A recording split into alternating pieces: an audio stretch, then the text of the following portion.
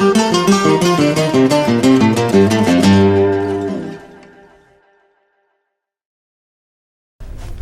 vuelta, estimados televidentes, vamos a seguir con esta interesante entrevista a nuestro amigo Omar Maldonado. Víctor, tú habías dejado una pregunta planteada para nuestro querido amigo Omar. Sí, bueno, a forma de seguir el hilo conductor, que también en Chile es muy conocido el tema de los exiliados políticos. Y en ese sentido, la dinámica que se dio acá en Chile ciertamente es distinta en todos los casos. Y dado que tenemos el privilegio de estar acá con Omar, quien vivió ese momento, sería interesante que nos contara qué es lo que hizo una vez que sale de la cárcel y cuál es finalmente su destino. Bueno. Sí, hay una historia detrás de todo esto que tuvo un proceso.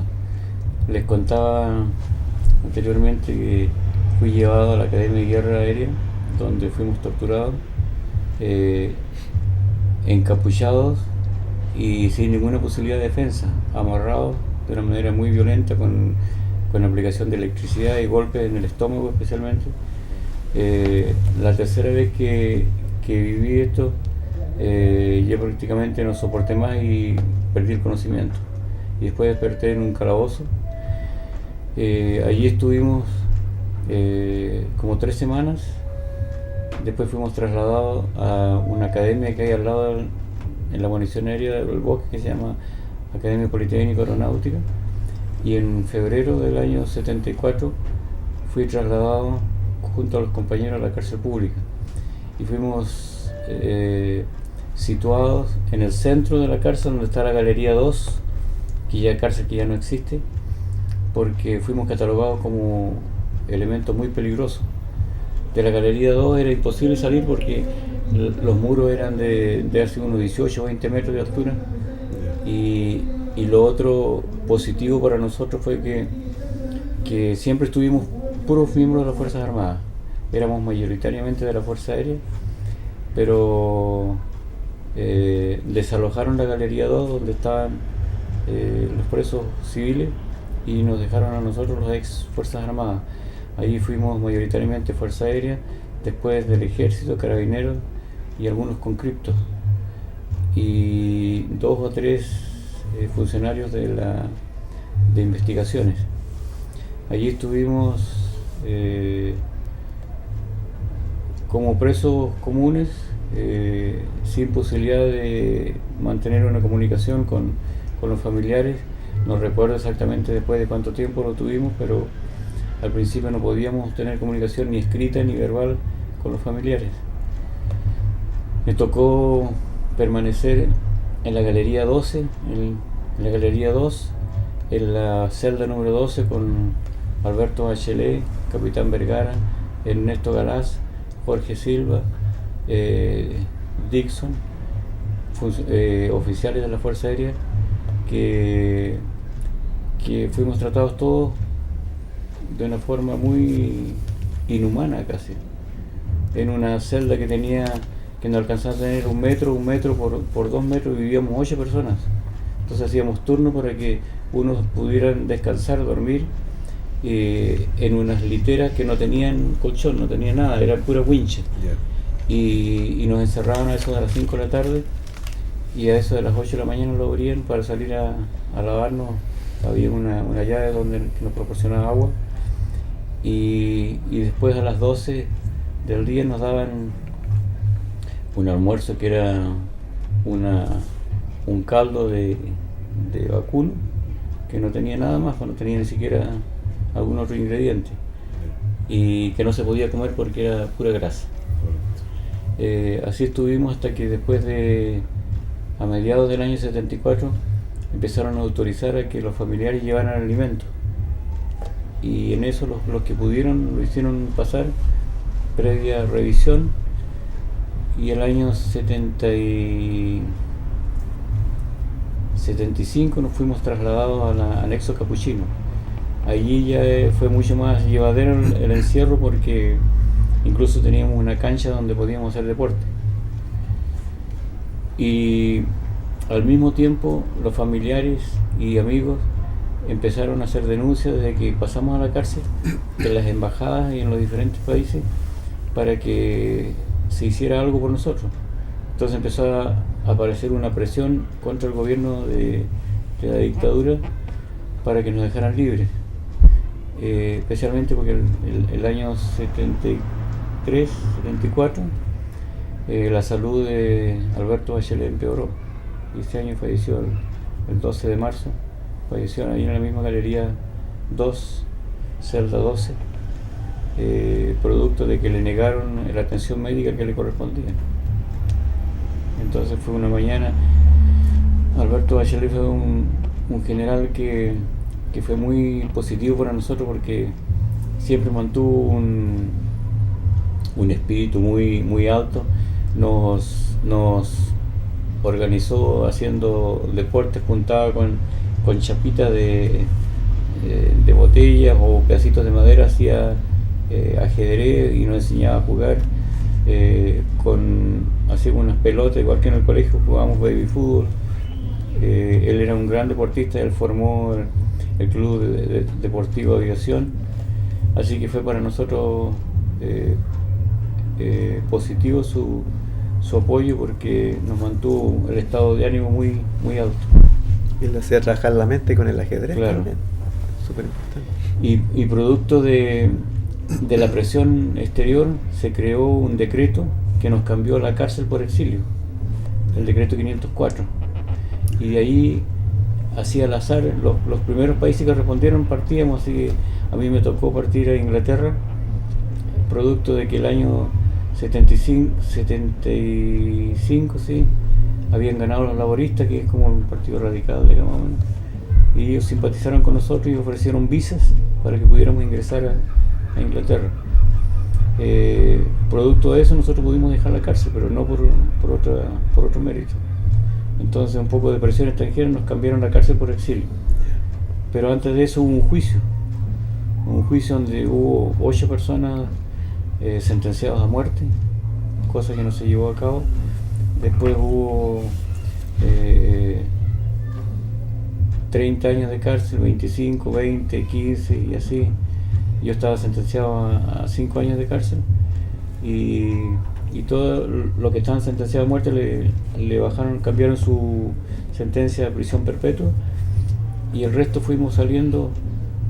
Yo salí el año 75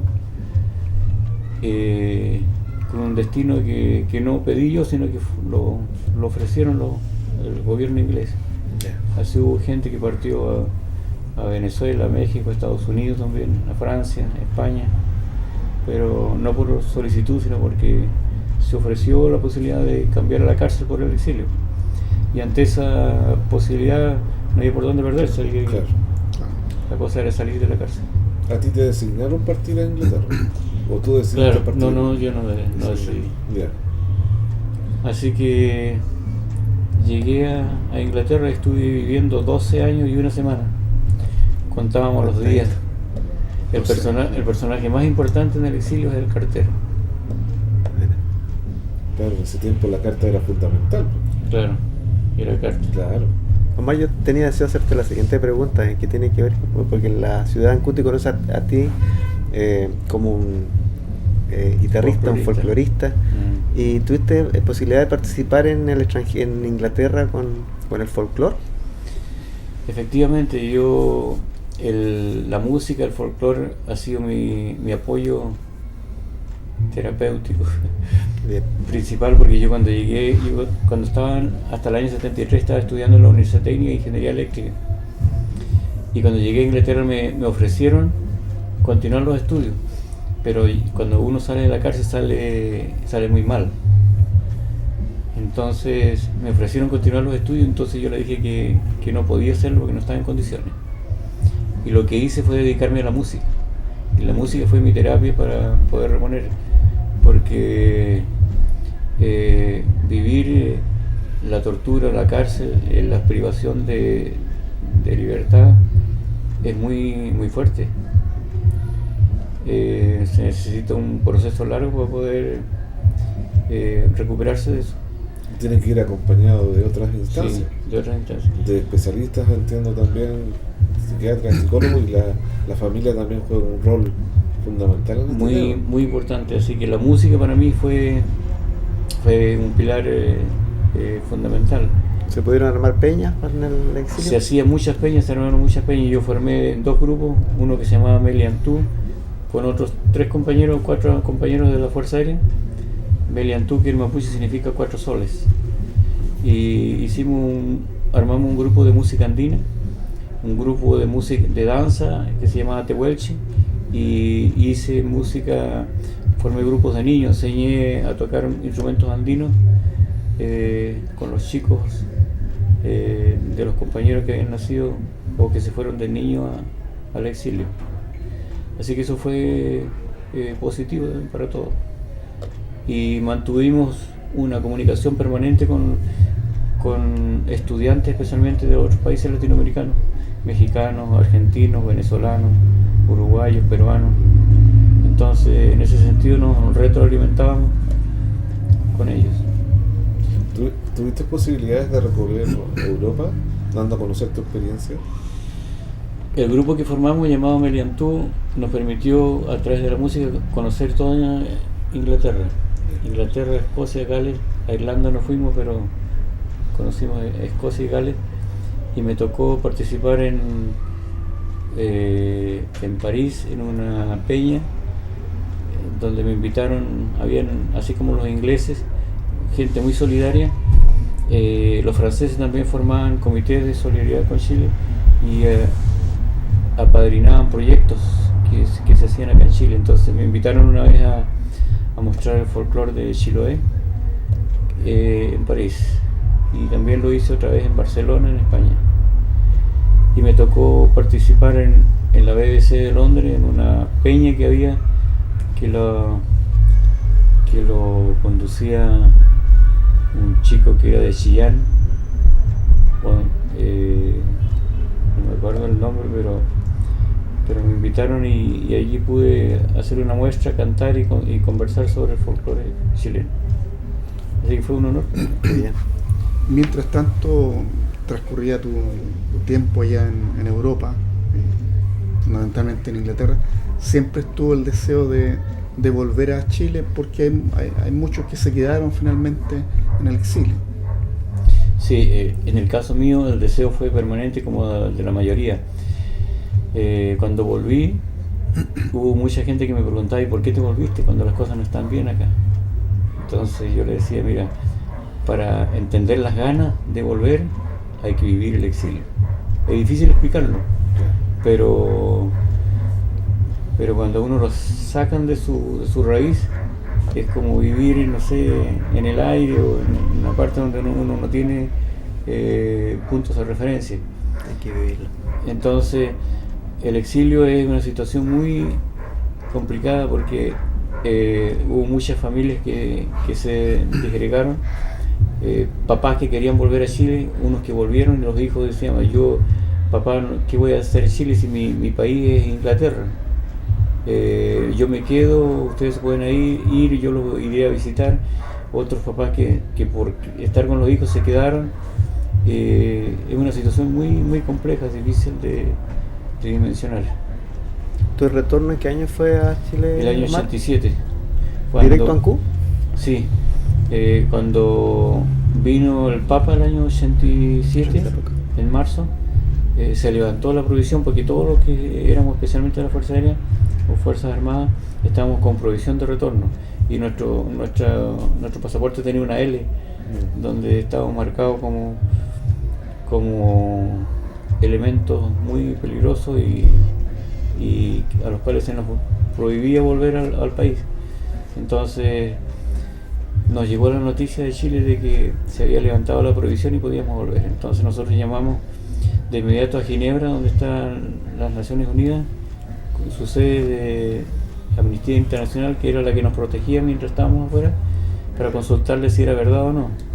Y ellos nos confirmaron dentro de una semana o menos, parece que fue, donde nos dijeron que efectivamente podíamos volver. Así que nos dimos de plazo 1 año, y a los 10 meses estábamos aquí en Chile. Los hijos eran pequeños, Inti tenía 1 año y medio y Camilo tenía 6 meses. Así que ellos no recuerdan mucho, pero nacieron allá. Bueno, estimado Omar, el tiempo no ha corrido, ha volado con tu interesante experiencia que nos has relatado. Me gustaría darte unos minutos para que tú dirijas unas palabras a nuestra teleaudiencia, así como Víctor y Jorge, a modo que vamos cerrando el programa. Yo creo que es importante que la gente se interese por conocer la historia que no se ha escrito todavía de lo que pasó el año 73. Pueden haber diferentes puntos de vista y de por sí lo es, así es, pero es importante involucrarse y conocer qué es lo que ha pasado en nuestro país, el por qué se produjo el año 73 un golpe de Estado que fue muy cruento, alrededor de 30.000 compatriotas fusilados, más de 2.500 desaparecidos, que los familiares con justa razón hoy día buscan dónde están sus seres queridos. Yo creo que nadie tiene derecho a maltratar a otra persona de hecho, de palabra o físicamente. Somos un país donde podemos vivir todos con nuestra discrepancia y punto de vista. De la discrepancia yo creo que uno aprende y crece, y lo contrario es creer que uno tiene la razón y el resto está equivocado. Yo creo que eso no es lo correcto. Gracias, Víctor. Bueno, de mi parte, ante de todo, dar las gracias al programa por haberme hecho la invitación. Sin lugar a dudas, es muy corto el tiempo para conversar de estos temas que son tremendamente interesantes y muy trascendentes para el país. En mi caso, bueno, yo pertenezco a una generación que es como la que llama Coco Legrand la generación castrada, porque nosotros crecimos en dictadura. Fuimos niños en dictadura, adolescentes en dictadura, de tal manera que conocimos un mundo que los jóvenes de ahora no tienen idea, no lo conocen ni lo pueden aquilatar. Tantas privaciones que nosotros pasamos y tanto desconocimiento. Cuando converso con mis alumnos, algunos me miran con cierta incredulidad cuando yo les cuento que ni siquiera en los colegios era posible una elección de centro de alumnos, claro, porque todo era dictadura. Entonces fueron tiempos tremendamente complejos para Chile. Lo bueno y optimista es que eso ya pasó y estamos en otros tiempos, estamos en democracia. Pero la noticia quizás es que si no cuidamos lo que tenemos hoy en día y no somos capaces de mejorar el Chile que tenemos, nada nos asegura a nosotros que podamos tener en el futuro un nuevo golpe militar y situaciones tan duras o quizás más que las que se vieron en el año 73. Eso yo nunca lo he descartado. Así que espero optimistamente que nunca más vuelva a ocurrir esto en Chile, por el bien de todos nosotros. Gracias. Jorge. Solamente agradecer sobre todo a nuestro invitado, a Maya, que estuvo en la primera parte, y muy especialmente a Omar. Yo me siento honrado de haber formado parte de este panel, y también agradecer a quienes nos están escuchando por la televisión. Muchas gracias. Bueno, estimados televidentes, yo también me siento honradísimo de haber escuchado el testimonio de nuestro amigo Omar Maldonado. Un saludo fraternal a todos quienes de alguna u otra manera vivieron el 11 de septiembre, el golpe de Estado en este país, estuvieron presos, fueron exiliados, pero que han sido capaces de entregar su testimonio, dando una muestra de entereza muy grande como personas, fortalecidos absolutamente. Soy de quienes entienden de que en este país o en Latinoamérica nunca más se van a instaurar las dictaduras que fueron patrocinadas por Estados Unidos. Que tengan un excelente fin de semana. Hasta pronto.